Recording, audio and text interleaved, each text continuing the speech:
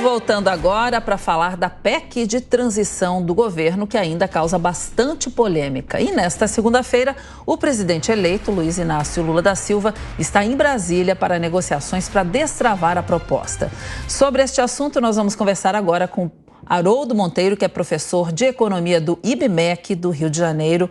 Boa tarde, professor. Seja bem-vindo ao Jovem Pan News. Boa tarde. Professor, prazer aqui estar com vocês. Prazer é nosso em recebê-lo hoje aqui, professor. Professor, a transição de governo vai completar um mês aí muito em breve. Eu gostaria de saber como o senhor está vendo essa PEC e o que avançou até agora, quais são os principais gargalos que o governo tem que resolver antes da posse? A gente vê aí ainda muita indefinição por parte do governo. O governo ainda não definiu quem é o ministro quem vai ser o novo ministro da Economia. Isso traz uma certa insegurança para os investidores. E com relação à PEC, tem a questão dos 200 bi. O mercado não vê isso com bons olhos, né? Essa irresponsabilidade fiscal. E eles querem uma redução, né? Então, assim, a questão é o seguinte: tem muita indefinição dentro da atual política do governo, né? O Haddad fez agora um discurso semana agora para os banqueiros, e ele não foi bem, né? Assim, não teve o pessoal não acolheu muito bem o discurso dele. Enfim, são palavras um pouco vazias e a gente está querendo aí, o mercado, de uma maneira geral, está querendo entender melhor isso, né? Existe uma expectativa de queda da Selic, existia pelo menos uma expectativa de queda da Selic para 2023, que agora o mercado já não aponta isso mais para 2023, ou seja, indefinição pura, né? Muita volatilidade nos mercados e muita indefinição, e o mercado acaba que para ver para onde ele vai, né?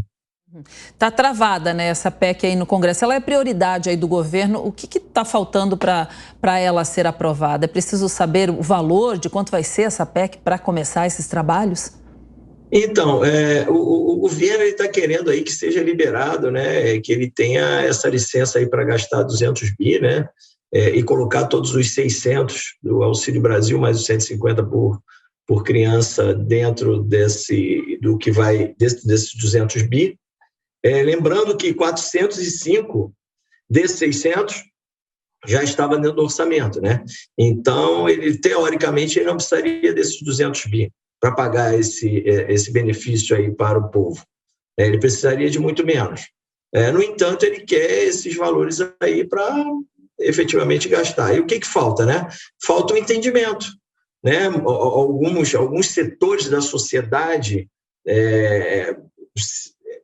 não veem isso com bons olhos, né? No que tange a essa questão fiscal. Então, existe uma queda de braço aí, um puxa de um lado, um puxa do outro, né? Muita negociação no Congresso, muita negociação política, né? E o Lula está indo para Brasília efetivamente para assumir isso, para tentar resolver isso daí, né? Junto à classe política. E assim, a verdade é que ninguém sabe ainda o que pode acontecer aí, né?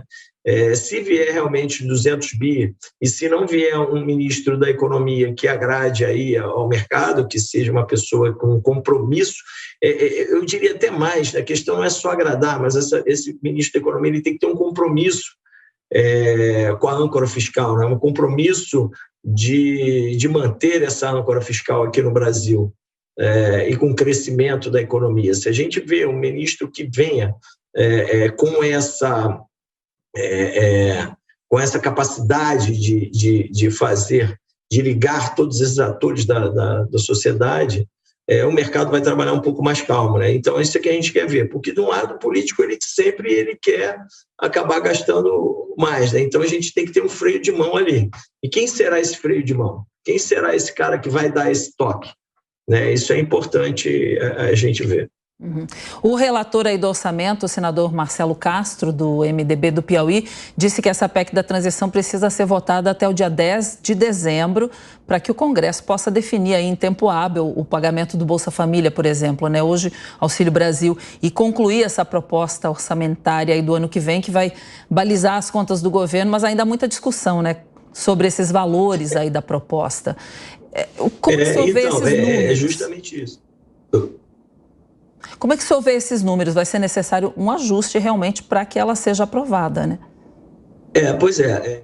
Assim, eles estão correndo quanto tempo, porque ele tem um prazo aí para aprovar, isso deve ser aprovado em dezembro, para ser implementado agora a partir de janeiro, então ele tem um tempo, ele corre quanto tempo, muita negociação, e a gente vê também um pouco, aí a gente sente um pouco do governo testando o mercado de uma maneira geral, né? Colocou o Haddad para falar junto aos banqueiros, ele solta algumas notícias pela própria mídia para ver, ele consegue sentir um pouco aí o que o mercado sente com relação a isso, né?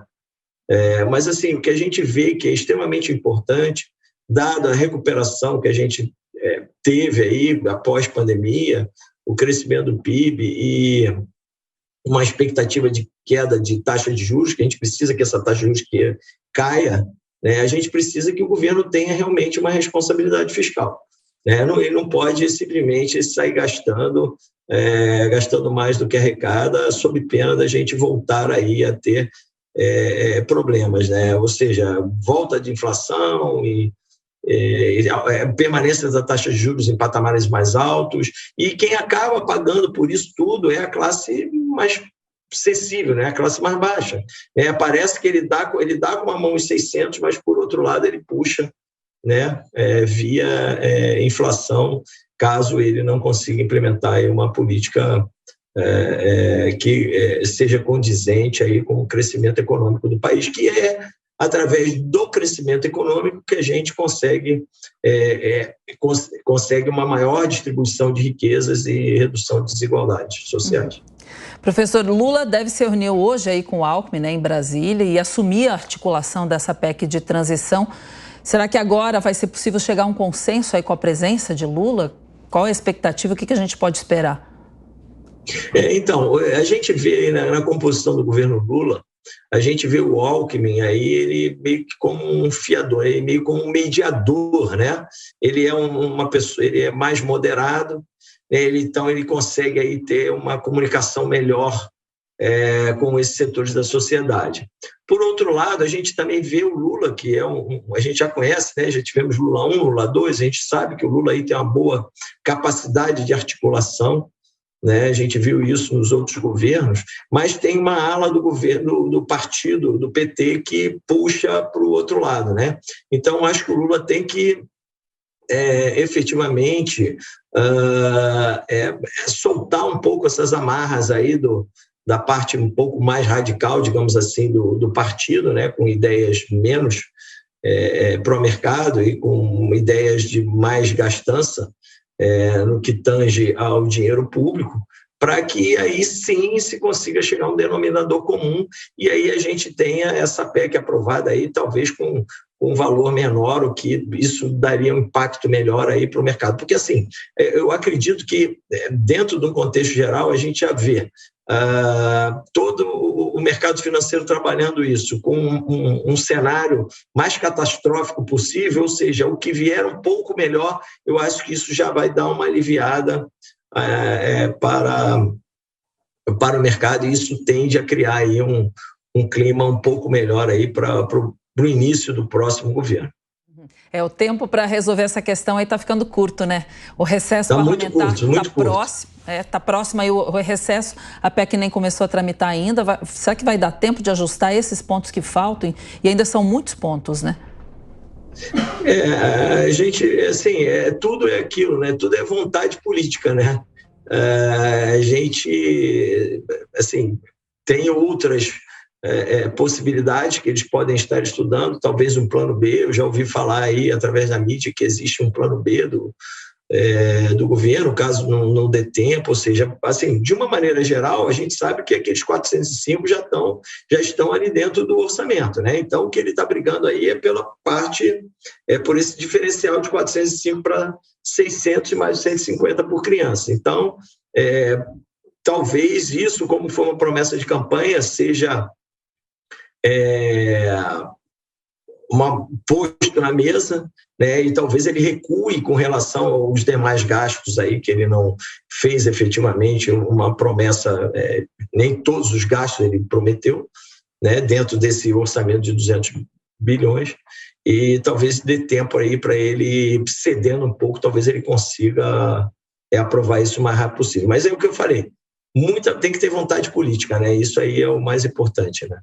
Muito bem, conversei com o Haroldo Monteiro, que é professor do IBMEC do Rio de Janeiro. Professor, obrigada pela sua entrevista, seus esclarecimentos para nos ajudar a entender melhor essa PEC aí da transição.